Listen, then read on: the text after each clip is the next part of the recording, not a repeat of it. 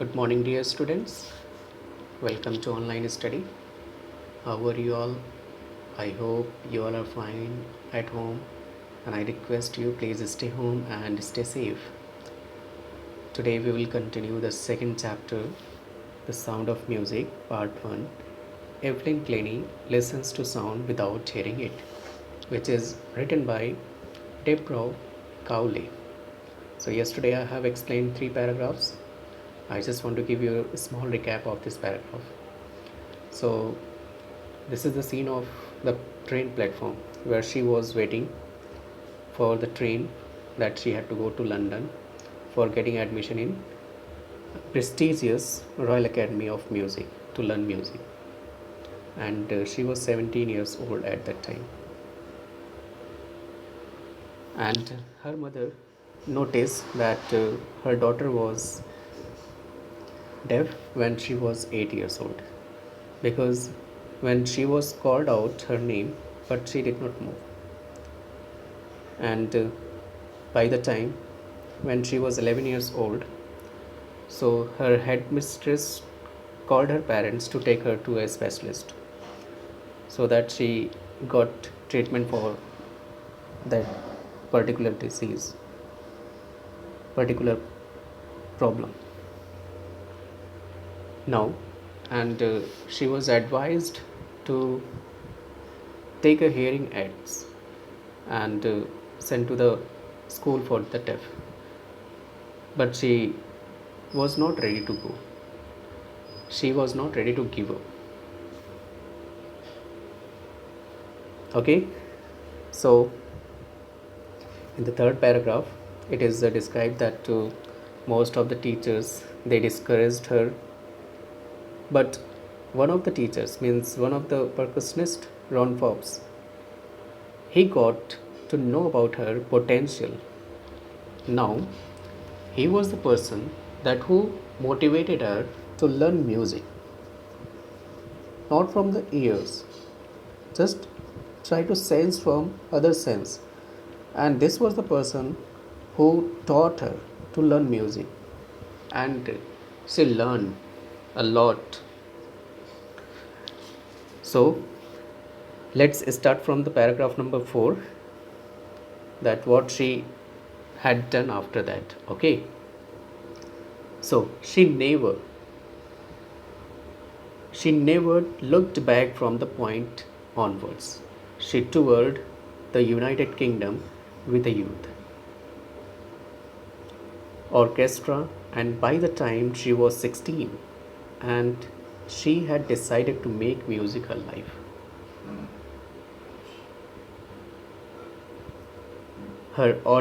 She auditioned for the Royal Academy of Music and scored one of the highest marks in the history of the Academy.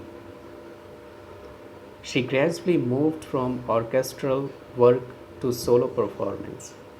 At the end of her 3 year course, she had captured most of the top awards. Here, audition means give a short performance so that the director could decide whether she was good enough. Okay, so let's see the explanation of this paragraph. Okay, so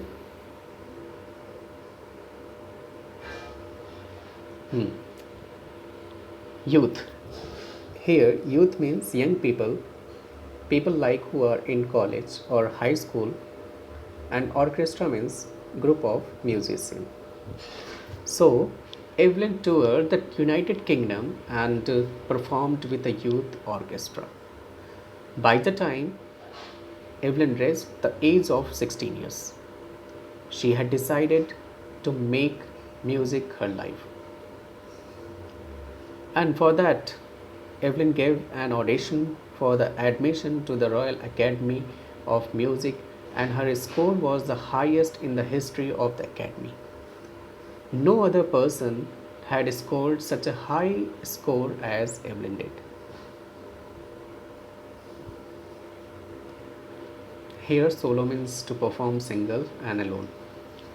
And orchestral work means group performance, performing in a group of musicians. So, initially, Evelyn performed in a group and she got well in her music. As she got confident, she started performing alone. And she had achieved all the top awards by the time she had completed her 3-year course at the Royal Academy of Music. And for all this, Evelyn won't accept any hint of heroic achievement. Means if anyone says that Evelyn has done something great, but she doesn't acknowledge that she is very humble and down to earth. She is a very humble person.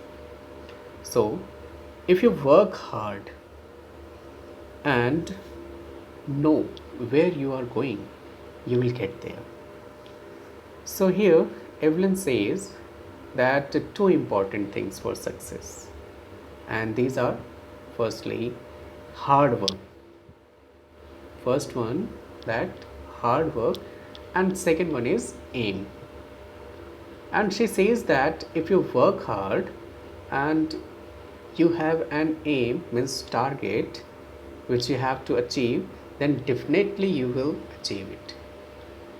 Like if you are going by train and if you don't have destination, so your traveling is useless. So for that you should have some target, some aim, so that you can start your journey and you can start to work hard for that particular target. And she got right to the top, the world's most sought after multi-percussionist with a mastery of some thousand instruments and hectic international schedule. Most sought after means most popular, in demand. So here Evelyn also achieved her goal.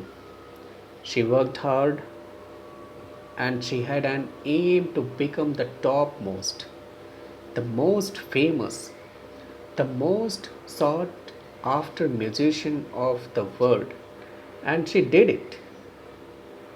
She gained mastery of almost 1000 musical instruments, and she is the most popular multi percussionist of the world. She has a very busy schedule. She has programs and concerts all over the world. It is intriguing to watch Evelyn function so effortlessly without hearing. Intriguing means fascinating and curious.